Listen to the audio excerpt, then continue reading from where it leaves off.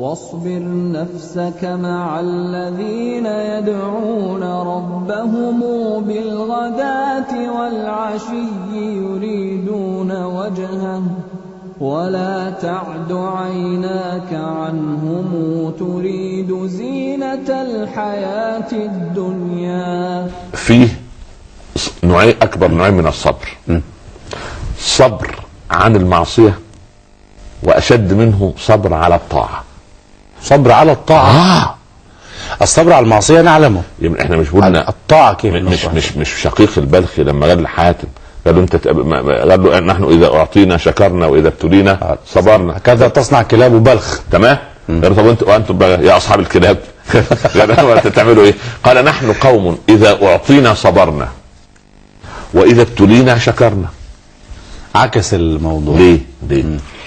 الابتلاء لما انا مؤمن وياتي الابتلاء الله الحمد لله انا كده مؤمن. لو ما ابتلاش، لو مرت علي يعني كان زمان يقول 40 يوم، الان اقول من لم تمر عليه 3 أو 4 ايام دون ابتلاء يراجع حساباته مع الله. سبحان الله. ايوه، قضيه ابتلاء المؤمن هذا قول فصل وما هو بالهزل. لا نقاش فيه يا ابني. سبحان الله. من لم يبتلى بلا شك يبقى اما قلبه ميت، يا اما الحس الايمان عنده ضعيف، يا هو اما متكبر، يا عنده رياء، يا عنده غرور. لا حول ولا قوه. سبحان الله. فعند الابتلاء اصبر لان انا في معيه الصالحين. خلاص. طب ومع الطاعه؟ ومع الطاعه مع الابتلاء اشكر، ومع الطاعه اصبر. الصبر الطاعه عايزه صبر. قال وامر اهلك بالصلاه واصطبر، ما قالش واصبر. ليه؟ اصطبر عليك. عايز ان يصير الصبر لك عاده. او قال واصبر نفسك مع الذين يدعون ربهم. ده في البدايه. لازم اصبر مع اهل الطاعه، لابد ان تصبر. سبحان الله. قال لا ده مش اصبر وبس، قال ولا تعد عيناك عنهم، اوعى تزعل. لا خليك كده. يا سلام، شوف الرجل الصالح، شوف الشاب الصالح، شوف الصبي اللي يحفظ القران. الله اكبر.